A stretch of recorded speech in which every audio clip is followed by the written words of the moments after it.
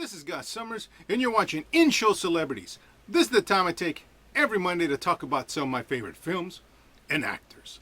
This week, we have another grand talent of Hollywood, Mr. Dennis Quaid.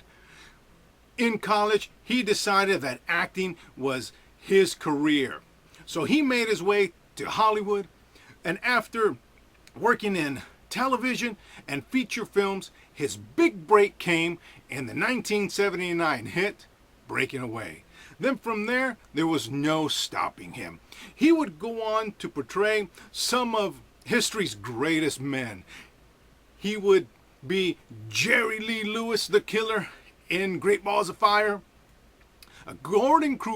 astronaut Gordon Cooper in The Right Stuff, and of course, Doc Holliday in the movie Wyatt Earp.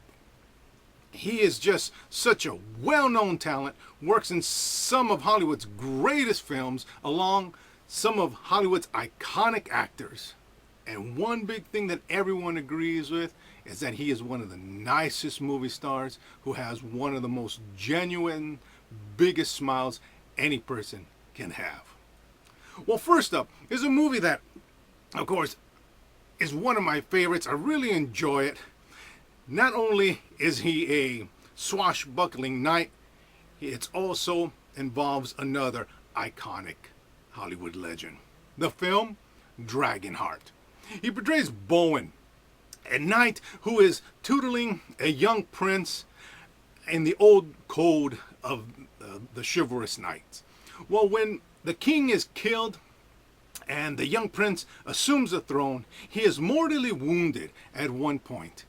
And he has to be taken by the queen, portrayed by a wonderful actress, Julie Christie. She takes him to the lair of a dragon so that he may heal her son. The dragon is, of course, the iconic legend, Sir Sean Connery. While the dragon is reluctant at first to help the boy, but then is persuaded by the queen. But right away, the young prince or the young king shows his true colors, that he's even more tyrannical than his father. Well, disappointed, Dennis Quaid leaves, he comes back years later, and he realizes that the prince has now become the king of so much despair that he truly, truly hates. Well, Bowen decided to go hunting for the dragon who healed him because he felt he put a curse on him. And lo and behold, he finds the dragon and they end up becoming friends. And later, the dragon, whom he names Draco, reveals to him that he too is disappointed in the king because it was him who healed him.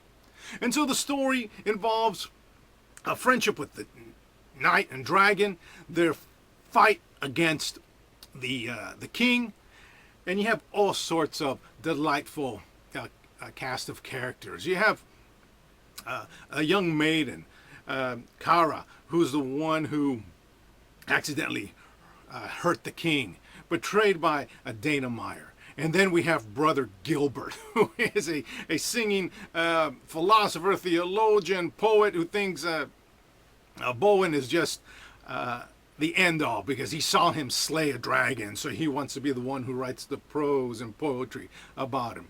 Another delightful actor, Pete Postlethwaite. So, the story is fun, exciting. It's a period piece. It's seen Dennis Quaid as a chivalrous knight. And of course, the CGI dragon is just beautifully done, voiced by Sean Connery. How can you go wrong with that movie? Well, next up is a sci-fi film that I think caught a wonderful aspect of science. The movie Frequency. He portrays Frank Sullivan. He's a firefighter who lives in Queens.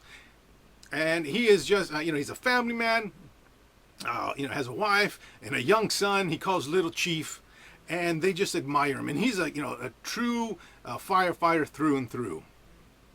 Well, the year is 1969, And what ends up happening is that he goes into a fire. He ends up dying.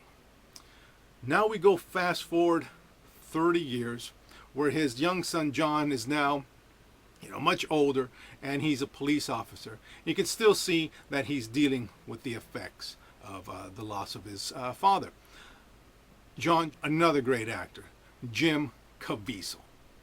Well, what's happening simultaneously is that there's this strange phenomenon that's happening in the sky, both in 1969 and 1999. It's the Aurora Borealis, the Northern Lights. So when this phenomenon is happening, Jim Caviezel finds his father's old ham radio and begins to use it.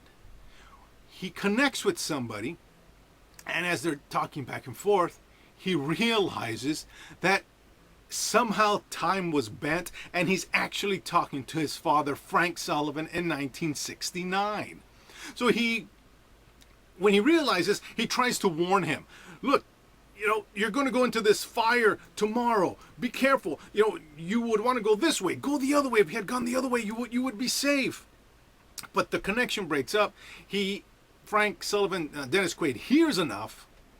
So when he's in the fire the next day, he remembers what John Jr. said to him.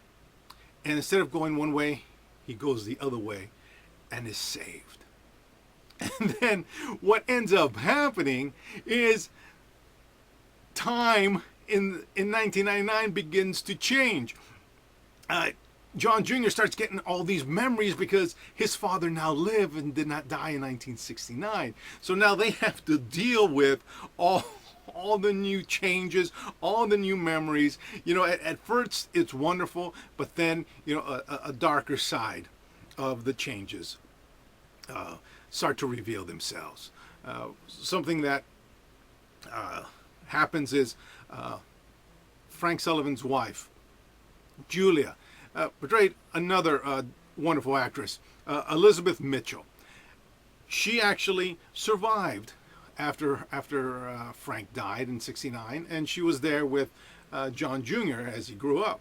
Well, things begin to happen in her life that were a consequence of Frank living. So now they have to deal with that. One side note is that simultaneously, as you're dealing with the change in John Sr. and Frank and John and their dilemma, you're dealing with the Aurora Borealis, but you're also dealing with a serial killer that in 1969 they couldn't find him, and then it just stopped. All these serial killers. But in 1999, you realize that the serial killer continued. So now there's going to be a murder mystery involved. So again, another great movie. You have tremendous actors in that. Those are just a few of the actors who are in this movie. I know you will really like it, whether you like science fiction or not. The Last Movie, a great inspirational film. I can't think of anyone else who could have done this movie and really done justice for it. The film, The Rookie. He plays Jim Morris, a high school science teacher who, when he was young, really wanted to play baseball, but blew his shoulder out and, gave up the dream. So, he's a father, husband, lives in a small Texas community that he moved to when he was young because his father was in the Navy, and they transferred him to all sorts of different places. So this is where he grew up, and this is where he stayed. One day, what ends up happening is the school didn't have a baseball team. He creates the baseball team, but he sees that his kids are just not involved in the game. He tells them, you got to get involved in the game. You got to do it. And the team knew that he was actually, still throwing baseballs by himself. And they said, we know that you can still pitch. If we win the pennant, you have to try out for the baseball team. You have to go out for tryouts for the major leagues. To motivate him, he agrees. What ends up happening is that they win, and he has to go find out a tryout. He has to go find a tryout. He finds one, and he sees an old friend of his, and his friend thinks that he's there bringing a young high school college kid to try out, and he goes, "No, I'm really here for me." And the guy goes, "Okay." He Dennis Quaid took his kids, didn't tell his wife. His wife doesn't want him to hurt himself anymore and go through all that pain, so he does it behind her back.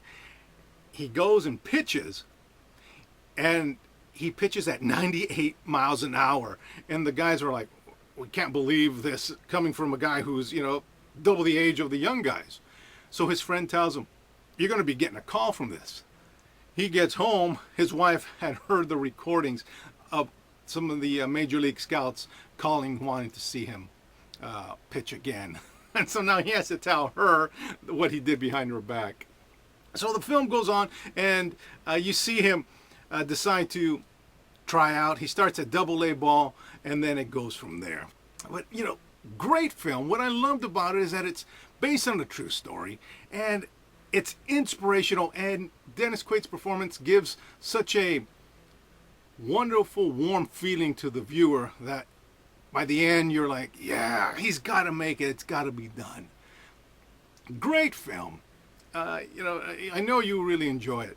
But of course, these are just a scratch of the surface of this great career. You can go back and see films like DOA, one of my favorites called Tough Enough, which co-starred Warren Oates. Of course, you can go see Inner Space.